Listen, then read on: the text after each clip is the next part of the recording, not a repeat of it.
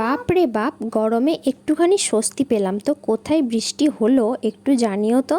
আমাদের এখানে প্রচণ্ড বৃষ্টি হয়েছে। তো চলো আজকে তোমাদের সঙ্গে একটা রেসিপি শেয়ার করব, যেটা হচ্ছে পটল দিয়ে একটা মাছের রেসিপি। তো দুর্দান্ত স্বাদের এই রেসিপিটা হয়, তো ভাবলাম চলো তোমাদের সঙ্গেও শেয়ার করা যাক। তো এখানে দেখতেই পাচ্ছ পটলকে লম্বা লম্বা করে কেটে নিয়েছি, আর কিছু পেঁয়াজ কেটে নিয়েছি মোটা মোটা করে। এখানে আছে তেজপাতা, কাজু বাদাম, আর আছে দারচিনি। তো এখানে আমি নিয়েছি কাতলা মাছ, আর আমার বাড়িতে যটা মানুষ তো 6 পিসই আমি নিয়েছি। আর এখানে লবণ এবং হলুদ খুব ভালো করে মাখিয়ে রেখেছি। তো এখন এগুলোকে ভেজে নেব। তো চলো তোমরা ভিডিওটা দেখতে থাকো, আর রেসিপিটা যদি ভালো লেগে থাকে অবশ্যই একটা লাইক করো, কমেন্টে জানিও রেসিপিটা তোমাদের কেমন লেগেছে।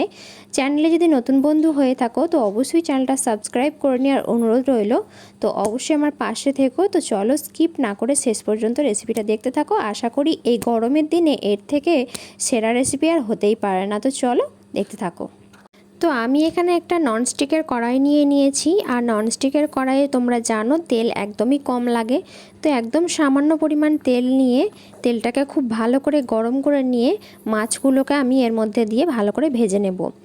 আর এখানে আমি নিয়েছি টক দই। তো এই রান্নাটার মধ্যে লাগবে, তো সেগুলোই তোমাদেরকে দেখিয়ে দিচ্ছি। আর এখানে আছে আদা রসুনের পেস্ট। তো মাছগুলো দেখো খুব সুন্দরভাবে ভাজা হয়ে গেছে, আর আমি এগুলোকে তুলে রেখেছি। তো এবার যেটা করব, পটলগুলোকে খুব ভালো করে ভেজে নেব। তার জন্য দেখো কড়াইয়ের মধ্যে দিয়ে দিয়েছি ওই মাছের তেলটাতেই আমি কিন্তু দিয়ে দিয়েছি, আর আলাদা করে তেল আমি অ্যাড করিনি। তো একটু সামান্য পরিমাণ লবণ এবং সামান্য পরিমাণ হলুদ গুঁড়ো দিয়ে পটলটাকে আমি ঢাকা দিয়ে ভেজে নেব। মানে ঢাকনা দিয়ে ঢেকে দিলে না তাড়াতাড়ি সিদ্ধ হয়ে যায়, আর ভাজাটাও বেশ সুন্দর হয়। তো এবার আমি একটুখানি তেল অ্যাড করলাম, 1 চামচ মতো। তো এবার তেলের মধ্যে দিয়ে দিলাম দারচিনি আর একটা তেজপাতাকে একটুখানি মাঝখান থেকে কেটে নিয়েছি, আর দিয়ে দিলাম মোটা মোটা করে কেটে রাখা পেঁয়াজ। এই রান্নাটার ক্ষেত্রে কিন্তু অবশ্যই তোমরা এরকমভাবে মোটা মোটাভাবেই দেবে, টেস্ট কিন্তু একটা অন্য লেভেলের হয়। তো একবার করে দেখো, তারপর আমাকে বলো। তো দিয়ে দিলাম আদা রসুনের পেস্ট, জিরে গুঁড়ো, লঙ্কার গুঁড়ো, হলুদ গুঁড়ো, স্বাদ মতো লবণ। তো সব মশলাগুলো অ্যাড করার পর ভালো করে নাড়াচাড়া করে নেব। তারপর ভালো করে ভাজা হয়ে আসলে অ্যাড করব সামান্য পরিমাণ জল। তো জল দিয়ে ভালো করে একটু ফুটিয়ে নেওয়ার পর দিয়ে দিলাম সামান্য পরিমাণ চিনি। এবার ভেজে রাখা পটলগুলো এর মধ্যে দিয়ে দেব। আর পটলগুলো কিন্তু খুব সুন্দর করে ভাজতে হবে, কাঁচা থাকলে কিন্তু এই রান্নাটা খুব একটা ভালো লাগে না খেতে। তো এবার আমি সঙ্গে সঙ্গেই দেখো মাছগুলোকেও অ্যাড করে দিলাম।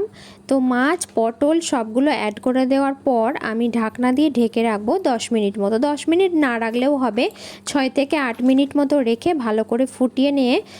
তো এখানে দেখো 2 থেকে 3 চামচ মতো টক দই আমি খুব ভালো করে ফেটিয়ে নিয়ে রেখে দিয়েছিলাম। তো সেইটাই এখন এই পর্যায়ে আমি অ্যাড করে দিলাম। আর অ্যাড করে দেওয়ার পর এটাকে একটুখানি ফুটতে দেব। আর লবণ, মিষ্টি এবং ঝালটা অবশ্যই কিন্তু নিজেদের আন্দাজ মতো দেবে। এবং তো এই পর্যায়ে আরও একবার চেক করে নিও। আর এই রান্নাটা কিন্তু আমি একদমই কম তেল মশলায় করেছি, সেটা তোমরা দেখতেই পেয়েছো।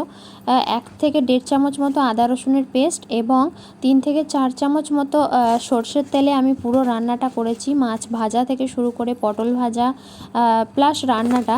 তো এত কম তেল মশলায় যদি তোমরা এই এত গরমের দিনে খাও, কোনোভাবেই তোমাদের শরীরের ক্ষতি হবে না। তো চলো বন্ধুরা, ভিডিওটা আজকের মতো এই পর্যন্তই রাখছি। তো ভিডিওটা যদি ভালো লেগে থাকে অবশ্যই লাইক, কমেন্ট, শেয়ার করতে ভুলো না। আর চ্যানেলে যদি নতুন বন্ধু হয়ে থাকো তো অবশ্যই আমার চ্যানেলটা ভিজিট করো। আমার চ্যানেলে অনেক সুন্দর সুন্দর রান্না দেওয়া আছে, ব্লগ ভিডিও দেওয়া আছে। তো চলো আজকের মতো টাটা, আবারও ফিরে আসবো নেক্সট ভিডিও নিয়ে। ততক্ষণ তোমরা ভালো থেকো, সুস্থ থেকো, আমার চ্যানেলের সঙ্গে থেকো।